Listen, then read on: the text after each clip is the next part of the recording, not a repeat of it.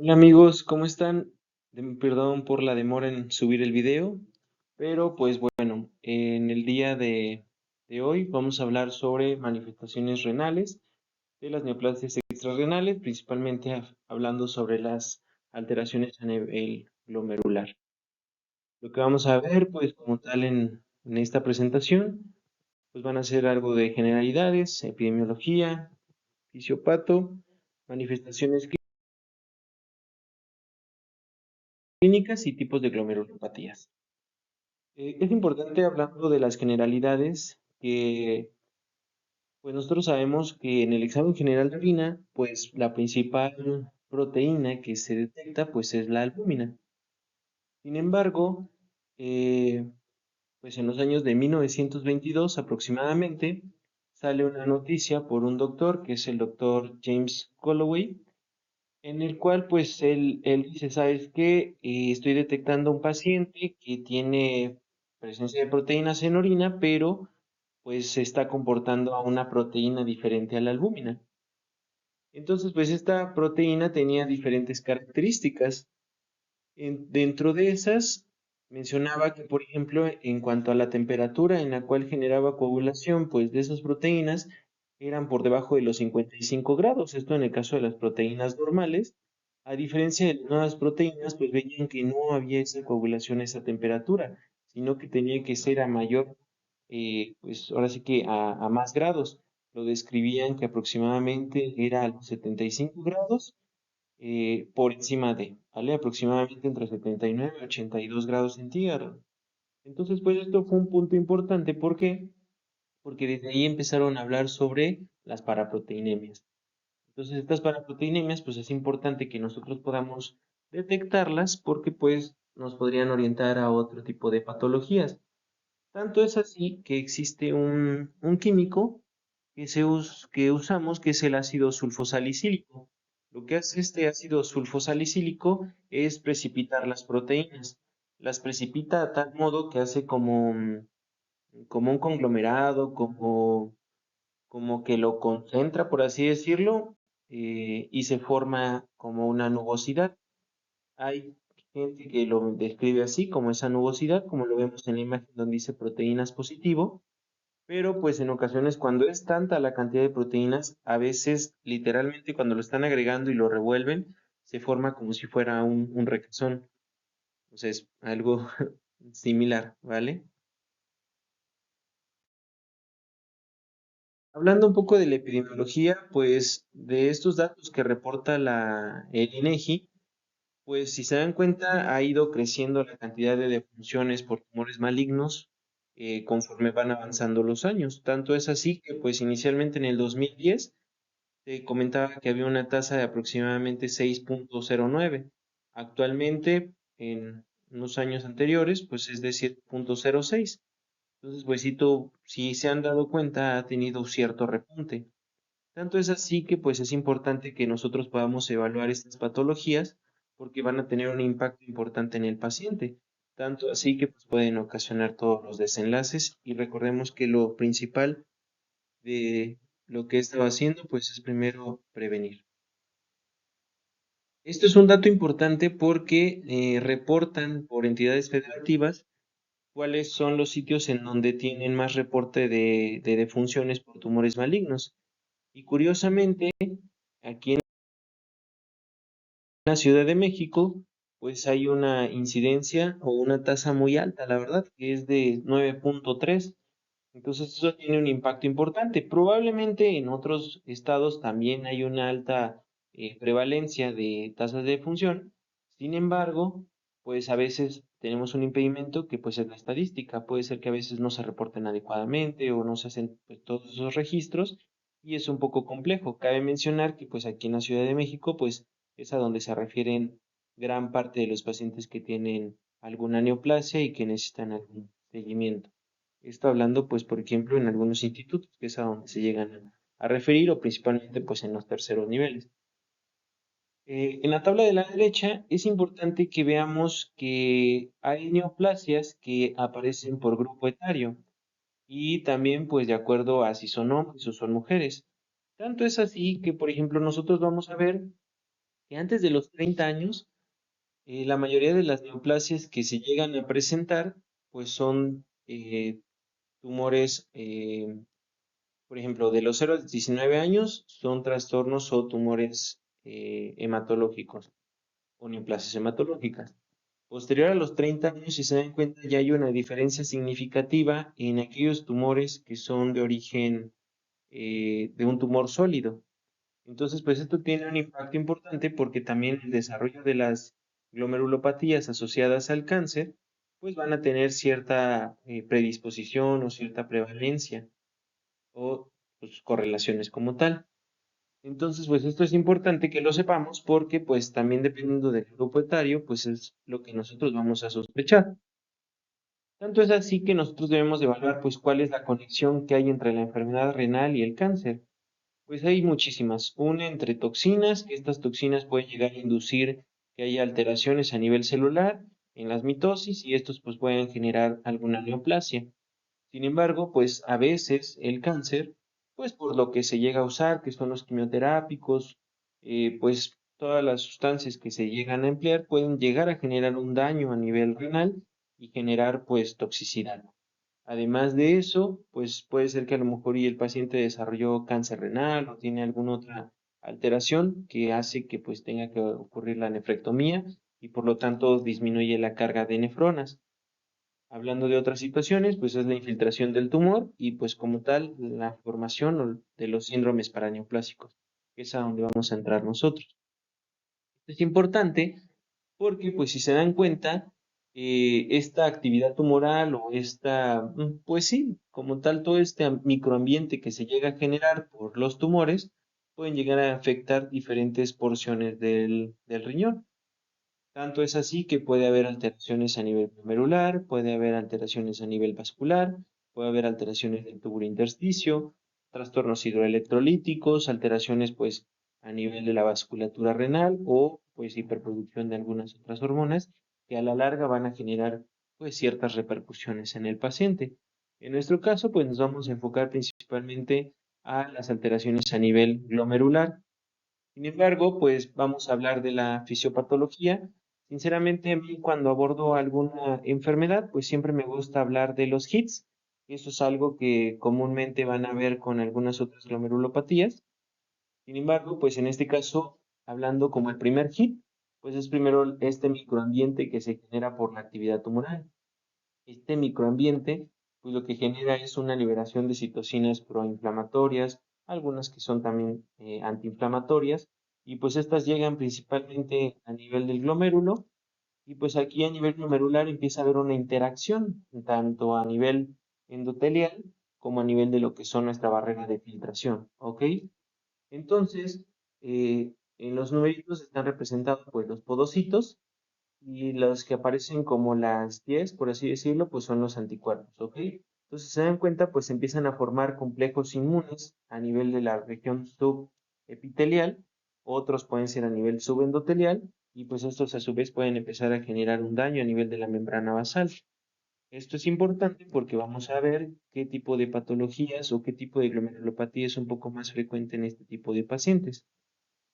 Tanto es así, por ejemplo, hablemos de la actividad tumoral y el daño a nivel de la membrana basal. Por ejemplo, en la imagen vemos representado lo que son unos marcadores, unos anticuerpos contra algunos antígenos, ¿vale? Principalmente lo que es el antígeno NEL y el antígeno THSD7A, que es el tirosina. Entonces, estos como tal se migran hacia lo que es la región de la membrana basal a nivel subepitelial. ¿Y qué va a pasar? Pues que empieza a haber una alteración a nivel de los procesos podocitarios, principalmente una alteración del nivel de la membrana basal, y por lo consiguiente, pues empieza a haber todas estas alteraciones generadas a nivel de la barrera de filtrado. Como segundo hit, pues vemos que una vez que ya hubo esta interacción como tal de pues, todos estos antígenos a nivel de la membrana, pues empiezan a formar estos complejos inmunes. ¿Ok? Entonces, una vez que se empiezan a formar estos complejos inmunes, pues estos a su vez van a empezar a generar un daño a nivel de esta barrera y se empieza a inflamar, la cual caracterizo pues con el colorcito verde. ¿Ok? Entonces el segundo hit pues es la formación de estos complejos inmunes. Como tercer hit, pues empieza a haber mayor interacción con otras citocinas proinflamatorias y estas citocinas proinflamatorias pues hacen que la lesión se pueda extender. Tanto es así que a lo mejor solamente ocurrió en un capilar y ahora ya empezó a abarcar mucho más capilares. ¿Ok? Y esto, ¿a qué nos va a llevar? A la activación del complemento. Una vez que el complemento se empieza a activar, pues puede llegar a haber participación pues de otros mecanismos pues para tratar de compensar o de regular todo este proceso inflamatorio. Tanto es así que pues se estimula el factor de crecimiento vascular endotelial. Esto porque tiene un impacto importante. Si se darán cuenta en la parte de abajo hay algunas variantes o algunos subtipos de este factor de crecimiento. Entonces estos tienen diferentes funciones a nivel del endotelio principalmente. Tanto es así que, por ejemplo, empieza a haber una disminución de la producción del óxido nítrico. Al haber una disminución de la producción del óxido nítrico, que sabemos que es nuestro vasodilatador natural, pues entonces va a empezar a haber vasoconstricción, esto aunado a la acción de la endotelina 1 y esto pues por otras especies reactivas de oxígeno, pues van a generar mucha más inflamación o mayor inflamación. Tanto es así que empieza a haber alteraciones a nivel endotelial. Esta alteración a nivel endotelial va a empezar a generar también alteraciones a nivel de la membrana basal, posteriormente a nivel de nuestros procesos podocitarios, vamos a perder pues nuestra barrera de filtración. ¿Qué es lo que va a desarrollar el paciente? Pues que empieza a presentar alteraciones del volumen urinario, va a empezar a presentar pues todas las complicaciones derivadas, ¿ok? Como la sobrecarga hídrica y pues al final de cuentas lo que es hipertensión y proteinuria. Entonces así es como se nos puede llegar a presentar nuestro paciente, ¿ok? Y si se dan cuenta, pues el daño ya se extendió más, tanto que puede llegar a afectar a nivel de lo que es el túbulo intersticio. Aquí puse una imagen representativa en la cual les quise mostrar qué es lo que ocurre habitualmente. Normalmente, pues la dieta que llevamos como población, pues casi la mayoría tenemos una dieta pues alta en sodio y una dieta alta en proteínas. Tanto es así que normalmente pues nuestro riñón va a intentar compensar y va a mantener pues esta homeostasis a nivel de lo que es la perfusión renal, la presión hidrostática, toda la presión que tiene que ocurrir a nivel del glomérulo. Sin embargo, cuando se rompe esta interacción, pues ¿qué va a pasar? Pues con la finalidad de poder disminuir la presión intraglomerular, pues se van a activar otras situaciones. Tanto es así que uno de las alteraciones que puede llegar a generar, pues es una vasodilatación de la arteriola eferente. Esto pues va a generar una disminución de la presión intraglomerular, por lo tanto empieza a mejorar un poco la tasa de filtrado glomerular, empieza a disminuir pues esta señalización a nivel mesangial y por lo consiguiente disminuye la producción del factor transformante beta. ¿Ok? ¿Por qué? Porque esto se ha visto implicado principalmente con la fibrosis intersticial. Sin embargo, cuando esto se rompe, pues ya no ocurre este fenómeno compensatorio y pasa todo lo que vimos en la imagen anterior. Se desregula todo esto, sigue incrementando la presión intraglomerular, disminuye considerablemente la tasa de filtrado glomerular, el daño a nivel mesangial es importante y por lo consiguiente hay estímulo del factor transformante beta, que esto pues a su vez estimula la fibrosis intersticial. Y recordemos que pues algo importante es el túbulo intersticio. Entonces una vez que se empieza a desarrollar estas alteraciones, pues probablemente el paciente va a ser difícil tal vez regresarlo o evitar que llegue tal vez a una hemodiálisis o una diálisis peritoneal o que el paciente sí desarrolle enfermedad renal crónica. Entonces, hablando pues de las manifestaciones clínicas, pues yo se los dividí conforme a las enfermedades glomerulares. Entonces, por ejemplo, en una enfermedad de cambios mínimos, lo que normalmente vamos a ver es que el paciente va a tener una presentación a un síndrome nefrótico. Además, pues puede haber presencia de una tasa de filtrado glomerular normal, no va a haber probablemente alteración. En una nefropatía membranosa, igualmente van a cursar con un síndrome nefrótico, pueden llegar hasta el punto de presentar proteinurias masivas y pueden o no tener alteraciones de la tasa de filtrado glomerular. En las glomerulopatías membranoproliferativas, ¿cómo se pueden comportar? Pues se pueden comportar como un síndrome nefrótico nefrítico, pueden comportarse solamente como nefrítico. Normalmente, pues ellos van acompañados de una disminución de la tasa de filtrado glomerular y por lo consiguiente puede estar asociado a algunas otras manifestaciones extrarrenales. ¿Ok? Entonces, es importante que nosotros sepamos que hay como dos variantes, que es el patrón mesangiocapilar y el patrón pues membrano proliferativo. Es importante que nosotros logremos diferenciar esto, porque por ejemplo en el mesangiocapilar probablemente no va a haber tantas alteraciones a nivel de la tasa de filtrado glomerular, porque a lo mejor solamente es una zona la que está afectada, pero el resto están intentando compensar. A diferencia de una membrana proliferativa, que pues el daño ya es más difuso, es más extenso obviamente, y por lo consiguiente puede llegar a generar más alteraciones a nivel de la función renal. En el caso de la nefropatía por IgA, sabemos que característicamente lo llegamos a sospechar cuando el paciente cursa con hematuria, puede cursar con hematuria proteinuria, y además de eso, pues hay alteraciones de la presión arterial, o sea, puede haber otras alteraciones, y se puede alterar o no la función renal. ¿Ok? Por ejemplo, en enfermedades por depósitos, pues normalmente este tipo de patologías se llegan a ver asociados a los síndromes nefríticos, o pueden asociarse con LTI, con LTA. Hay alteraciones de la tasa de filtrado glomerular y por lo consiguiente también pueden llegar a presentar manifestaciones extrarrenales. En el caso de la amiloidosis, pues es un caso similar a las enfermedades por depósitos. Normalmente, pues estas las vamos a encontrar cuando hay un proceso inflamatorio crónico y pueden verse alteraciones extrarrenales secundarias pues, a la amiloidosis. Por ejemplo, en vasculitis ANCA, pues nosotros vamos a encontrar como con un patrón rápidamente progresivo. Puede haber lesiones purpúricas y pues por lo consiguiente es que nosotros evaluemos el VIVAS score y parte de la sintomatología que ellos refieren pues se expresa en el VIVAS score. En la enfermedad de membrana basal glomerular, ¿qué pasa?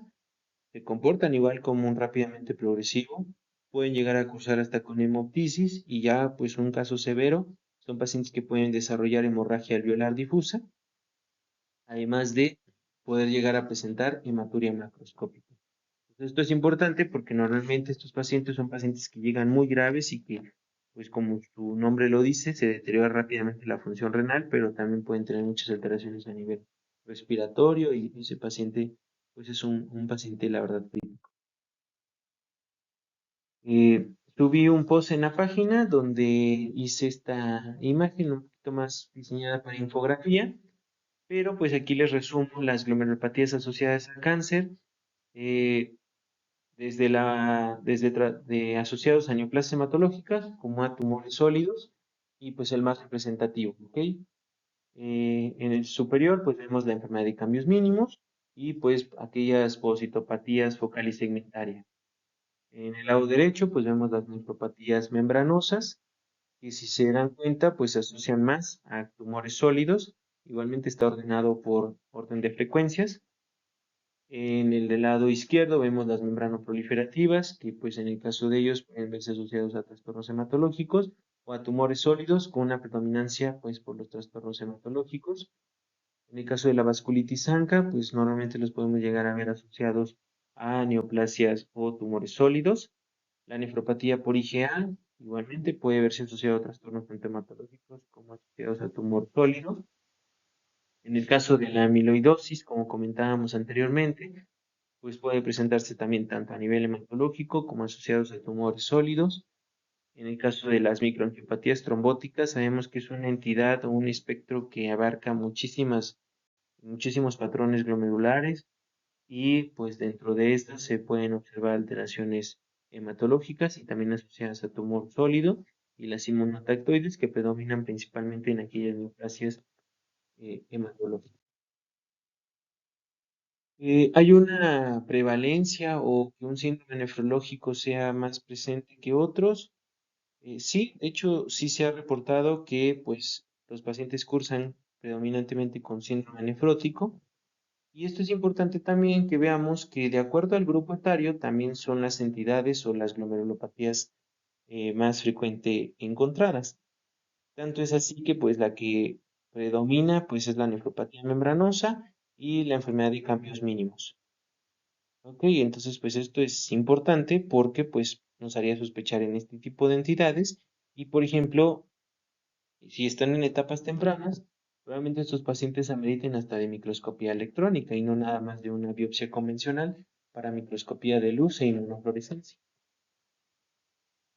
Hablando nuevamente pues de lo de la edad, hubo un estudio danés en el cual pues registraron todas las biopsias que llegaron a hacer y pues se dieron cuenta que vamos similar a todo lo que se ha reportado, que por grupo etario pues es importante las sospechas diagnósticas que tenemos. Si se dan cuenta, pues a mayor edad empiezan a aparecer pues más otras alteraciones como las enfermedades mesanquioproliferativas, las glomerulopatías focales segmentarias, membranosas, en este caso pues son secundarias. Puede haber como tal vasculitis o por ejemplo en el caso de las crecénticas, pues asociados a, ¿ok? Y pues a temprana edad, pues normalmente la de cambios mínimos, o si se dan cuenta, son cambios un poco más focales, a diferencia de los otros que son un poco más difusos, obviamente pues son más extensos.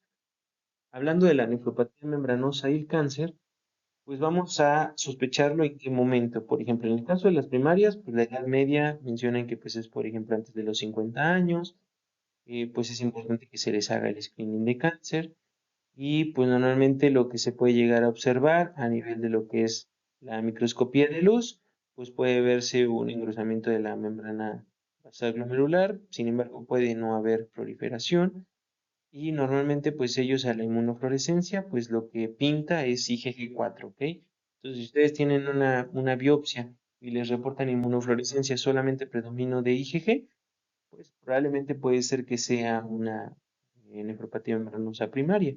Y pues esos son los antígenos que se encuentran asociados pues a esta nefropatía membranosa.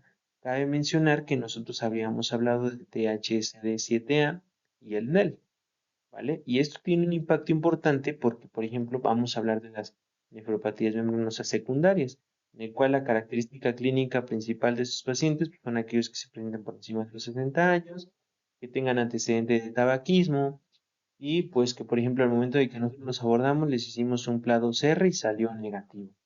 Pero, por ejemplo, haces una extensión de estos marcadores y si llegas a encontrar pues actividad del 1 o el THS.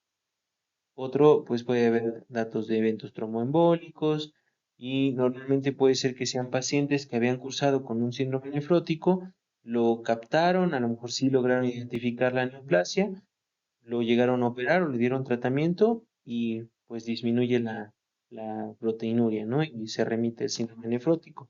Pues normalmente en esos casos, pues entonces sospecharíamos que tuvo una nefropatía membranosa secundaria.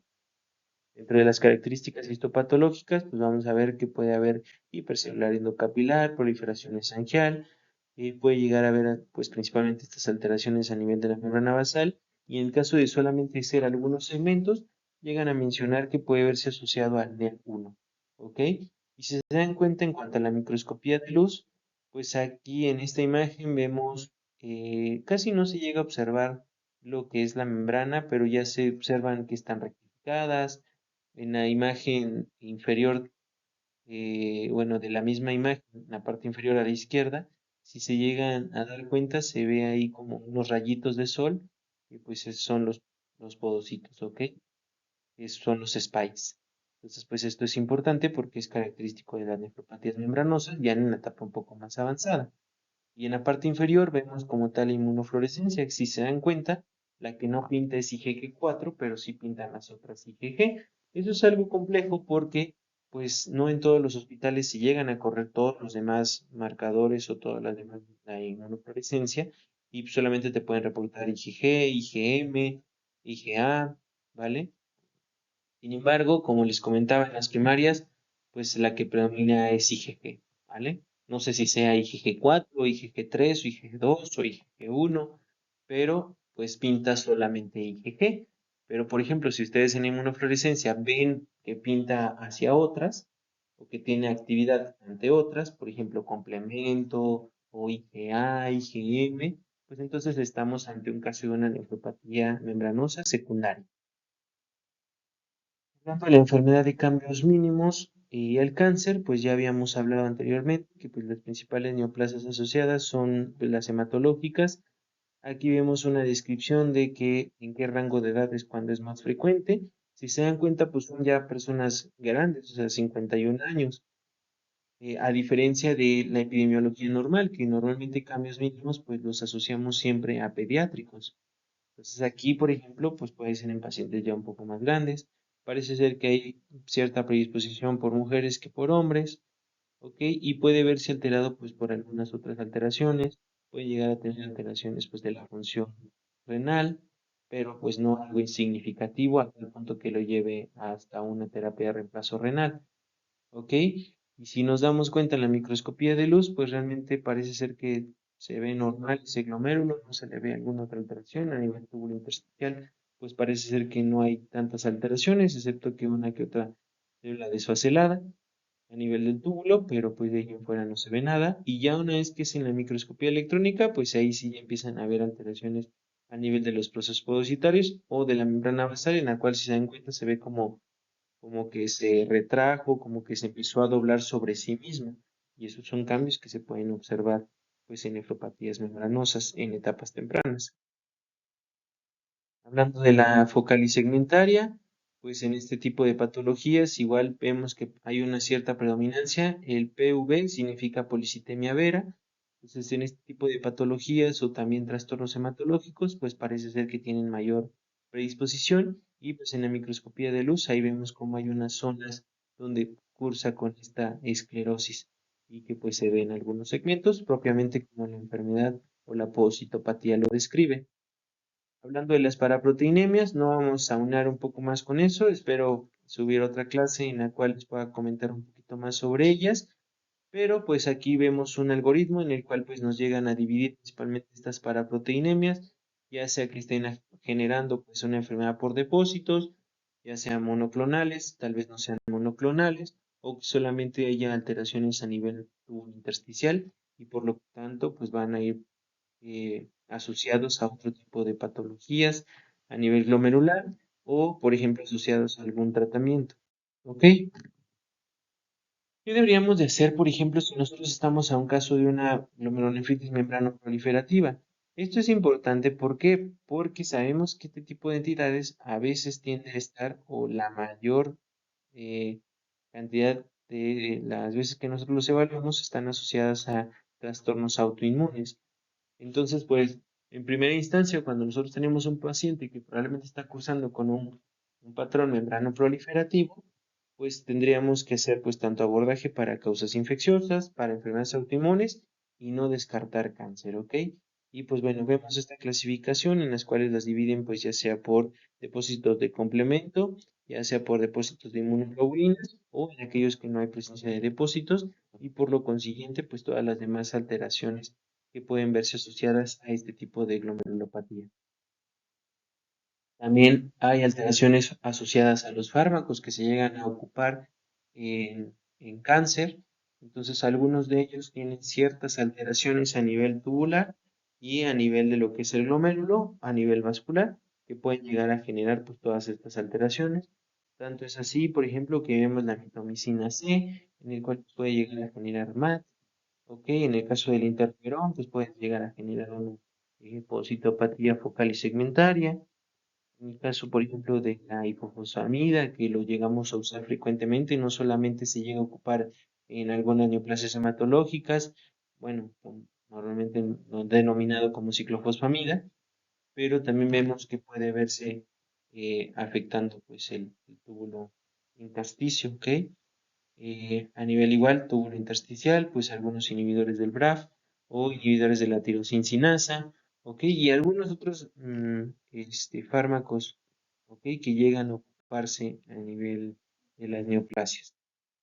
Aquí es un breve resumen de los principales agentes quimioterápicos, cuál es su mecanismo de acción y cómo pueden llegar a generar daño a nivel renal, ¿ok? Y pues todas las alteraciones que pueden derivar de la misma.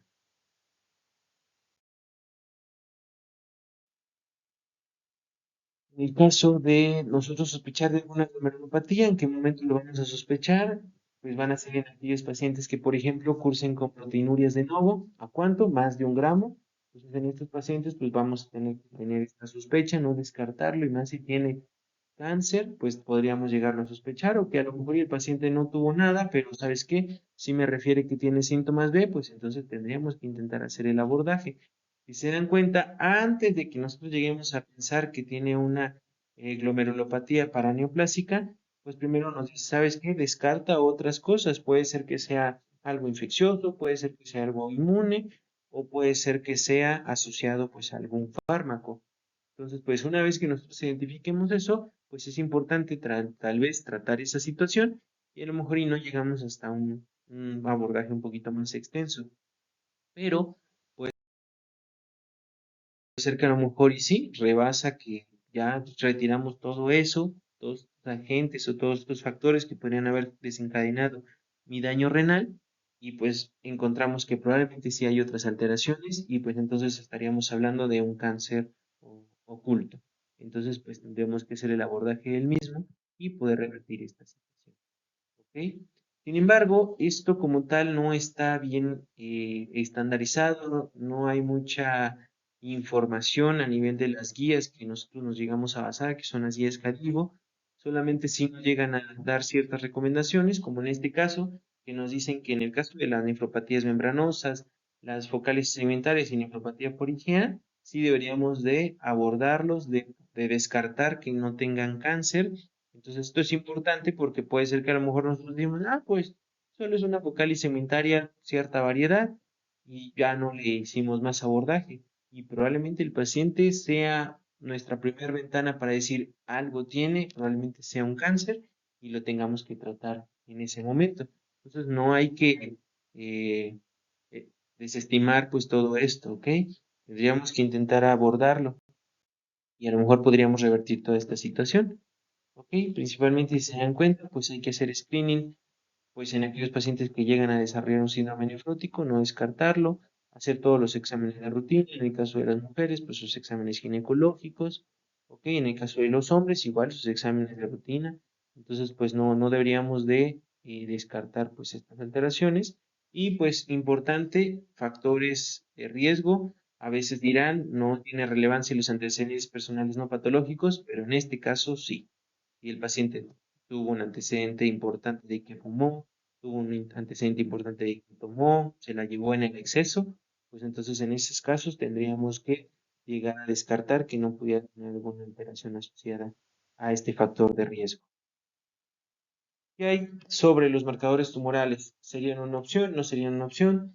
Si se dan cuenta a simple vista en la imagen, pues nos llegan a mencionar los diferentes marcadores que existen para diferentes órganos, pero si se dan cuenta, muy pocos de ellos nos dicen, ¿sabes qué? Este es para diagnóstico.